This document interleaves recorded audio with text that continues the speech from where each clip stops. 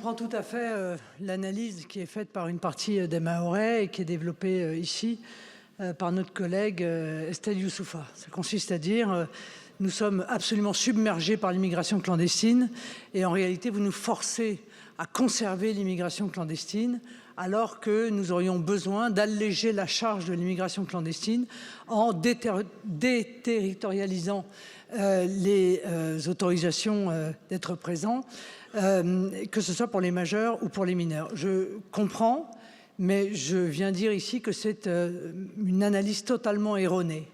En réalité, vous allez aggraver la situation. Monsieur Léaumont, vous vous trompez. Nous ne souhaitons pas que les clandestins restent à Mayotte. Nous souhaitons que les clandestins rentrent chez eux. Et je pense que c'est la seule politique, en réalité, qui est susceptible d'arrêter l'appel d'air.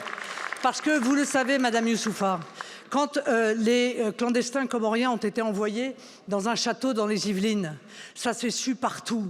Et en réalité, ça a été un appel d'air supplémentaire. Si vous autorisez en réalité les clandestins à venir en métropole, avec le regroupement familial pour les mineurs qui est autorisé par la loi, eh bien, vous allez en pousser des Comoriens à envoyer leurs enfants seuls à Mayotte, dans l'espoir qu'ils arrivent en métropole, et ça va aggraver la situation. Ce que je veux dire, c'est que c'est une fausse bonne idée. Ce qu'il faut, c'est au contraire faire preuve d'une fermeté totale, les renvoyer évidemment aux Comores, et pour cela user, et je sais que vous êtes d'accord avec moi sur ce sujet, de tous les leviers qui sont ceux de l'État français à l'égard du gouvernement comorien. Mais faire ce que vous proposez, ça, c'est quelque chose qui va, encore une fois, non seulement ne pas régler le problème, mais va considérablement aggraver le problème.